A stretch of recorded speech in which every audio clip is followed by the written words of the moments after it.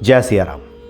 हम सभी ने बचपन से सुना है कि खाली मन शैतान का घर, खाली मन शैतान का अड्डा। कि अगर हम मन को खाली रखें, मन मस्तिष्क में अगर हम अच्छे विचार न डालें, सकारात्मक बातें न डालें, तो नकारात्मक विचार तो खुद ही आ जाते हैं। अगर हम अच्छे बीज खेत में न डालें तो झाड़ झांखड़ तो ऐसे ही उग आएंगे। और ये जो बातें हैं सिर्फ व्यक्ति पर लागू नहीं होती। प्रत्येक जगत में ऐसी कोई चीज़ नहीं है, कोई वस्तु नहीं है जहाँ पे ये नियम लागू नहीं होता। आपने किसी भी चीज़ को खाली छोड़ा कि वहाँ पे नकारात्मक चीज़ें अपना वास कर लेती हैं, अपना घर बना लेती हैं। खाली घर भी अगर छोड़ दिया जाए तो भूतों का डेरा बन जाता है। दरअसल अभी इसलिए ये बात ध्यान में आई कि अभी कुछ देर पहले मैं बालकनी में था, देखा कि चारों तरफ मकान ही मकान। वैसे भी आप अगर मकान लेने जाइए तो अब तो बिल्डर्स की तरफ से कहा जाता है कि हमने वास्तु का बहुत ध्यान रखा है, वास्तु सही तरीके से हो, इसका बहुत ध्यान रखा गया है कि जीवन हमारा संतुलित हो। लेकिन फिर भी कुछ जो महत्वपूर्ण बात है उस पर ध्यान आमतौर पे नहीं जाता। कुछ जो हमारे घर के जो दिशाएं होती हैं, जो कोण बने होते हैं, वहाँ भी कई बार चीज़ें इस प्रकार की उल्टी पुल्टी होती हैं जिस पर हमारा ध्यान नहीं जाता और वो नकारात्मकता का वास वहाँ पे हो जाता है। अब जैसे ईशान कोण है, ईशान कोण यानी नॉर्थ ईस्ट, जो बताया जाता है कि वहाँ पे आप भगवान को विराजित कीजिए, मंदिर विराजित कीजिए, क्योंकि सबसे सेंसिटिव जगह वही होती है। वैसी जगह होती है कि अगर वो ठीक रहे तो व्यक्ति के जीवन में खुशहाली आती है। वो जगह अगर ठीक ना रहे तो फिर आप कितना भी बढ़िया मकान बना लीजिए, कितने ही बढ़िया कमरे में रहें, जीवन में खुशहाली नहीं आती, कुछ ना कुछ अड़चनें और रोध आने लगती हैं।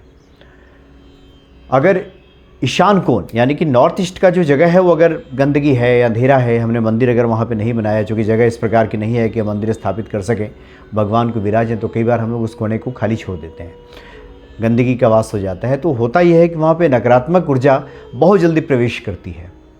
इसलिए वहाँ पे भगवान को स्थापित करें, या फिर ऐसा संभव नहीं हो पा रहा है तो वहाँ पे कम से कम जो जल का पात्र है, जल से भरा हुआ घड़ा रखा जाए तो बहुत बढ़िया, वो भी नहीं है तो कम से कम जल का एक पात्र वहाँ पे रख दें, तो इससे सकारात्मकता घर में रहती है। जो ईशान कोण, और ज़्यादातर जगह हम देखते हैं कि जहाँ पे मंदिर नहीं बनाया गया है या मंदिर बनाया भी गया है घर में तो थोड़ा सा ईशान कोण से हटा करके बनाया गया है, बीच में रख दिया गया है पूरब का, और वो कोना ऐसा ही पड़ा हुआ है, तो वहाँ इस तरह की दिक्कत आने लगती है। दूसरा नैऋत्य कोण जिसको कहते हैं, जिसको दक्षिण पश्चिम कहते हैं, ये जो दक्षिण पश्चिम का कोण है यानी साउथ वेस्ट, ये घर के मुखिया का स्थान होता है। घर के मुखिया का अगर बेडरूम वहाँ पे है, शयन कक्ष है, वो वहाँ ज़्यादा समय व्यतीत करते हैं, तब तो बहुत बढ़िया रहता है। लेकिन उस कोने को अगर खाली छोड़ दिया जाए, हम पुनः दोहराएं, जो जगह खाली होती है वो खाली नहीं रहती, अच्छी चीज़ें नहीं होंगी तो फिर नकारात्मक चीज़ें रहेंगी, बुरी चीज़ें रहेंगी। वो जगह अगर खाली रह जाए, उस पर अगर ध्यान न दिया जाए, साफ़ सफाई की व्यवस्था न किया जाए, मुखिया का स्थान वहाँ पे अगर न हो तो फिर वहाँ पे नकारात्मक शक्तियाँ अपना डेरा डालती हैं, नकारात्मक विचार व्यक्ति के मन में आने लगते हैं, घर में कलह की स्थिति बनने लगती है। इसीलिए वहाँ पे या तो मुखिया का स्थान हो या फिर कोई भारी सामान ठोस वहाँ पे रख दें, कोई सजावट का सामान बड़ा जो है भारी वहाँ पे रख दें, उस कोने को खाली न छोड़ें, तब बढ़िया रहता है। आग्नेय कोण से सभी परिचित हैं, जिसको दक्षिण पूर्व कहते हैं, यानी कि साउथ ईस्ट। यह आग्नेय कोण जो है ऊर्जा का प्रतीक है, अग्नि का प्रतीक है, और यहाँ पे अगर गड़बड़ी हो जाए, जल तत्व आ जाए या फिर खाली है, सुनसान है, वहाँ पे साफ़ सफाई नहीं है, ऐसे ही हमने कोने को छोड़ दिया है, जो कि ज़्यादातर कोने कई बार होते हैं कि यूजलेस समझ करके लोग छोड़ देते हैं, तो इससे क्या होता है कि फिर दिक्कत आने लगती है। वहाँ पे आलस्य बढ़ने लगता है, जो घर के सदस्य हैं उनके भीतर काम करने का मन ही नहीं करेगा, लगेगा कि पड़े रहे ऐसे ही, काम करने से होगा क्या, वैसे भी काम करें तो कुछ फ़ायदा तो हो नहीं रहा, इस तरह के विचार मन में आने लगते हैं। तो उस जगह को खाली न छोड़ें, या तो तांबा का पात्र कोई रख दें, वहाँ पे अग्नि तत्व रख दें, वहाँ पे किचन हो तो बहुत बढ़िया है, नहीं तो कम से कम एक लाल बल्ब वहाँ पे लगा दिया जाए तो ये बहुत बढ़िया रहता है। वैसा ही नॉर्थ है, उत्तर, इसको अगर खाली छोड़ दिया जाए तो धन संचय में बाधा आती है। उत्तर का जो कोना है उसको छोड़ दिया जाए तो धन संचय में बाधा आएगी। इस लक्ष्मी कुबेर की तस्वीर लगा दें, कम से कम वहाँ कोई कैलेंडर लगा दे, या फिर हरा पौधा जो इंडोर प्लांट भी होता है, जो घर के भीतर पौधे रखे जाते हैं, हरा, बिल्कुल हरा, उसको वहाँ पे रख दें उत्तर में, तो ये बहुत बढ़िया रहता है। एक वायव्य कोण है, ये भी बहुत महत्वपूर्ण है, जिसको हम लोग कहते हैं उत्तर पश्चिम, यानी कि नॉर्थ वेस्ट। ये जो कोना है ये चंद्रमा और वायु से जुड़ा हुआ है। ये अगर दूषित हो जाए, ये अगर ठीक ना रहे, तो व्यक्ति मानसिक रूप से अशांत हो जाता है। वहाँ अगर गंदगी रहे, वहाँ हमने अगर ध्यान नहीं दिया है, चंद्रमा और वायु तत्व से जुड़ी हुई जगह है, इसलिए बहुत जल्दी ये स्थिति आती है।